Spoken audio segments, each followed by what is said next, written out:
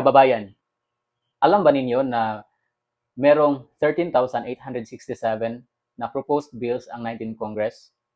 At sa dami-dami ng bills na kanilang ipinasa, walang kahit isa na nakatuon sa pagproteksyon ng mga mamamayang borrowers.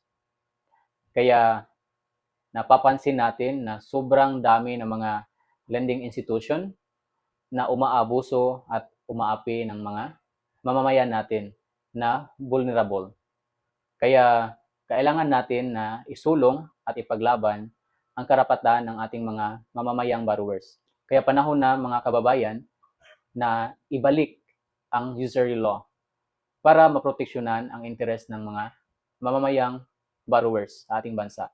O ipanawagan natin sa ating mga mambabatas na mag-propose ng mga batas na magproteksyon sa ating mga kababayan na sobrang vulnerable, na inaabuso at inaapi ng mga lending institutions.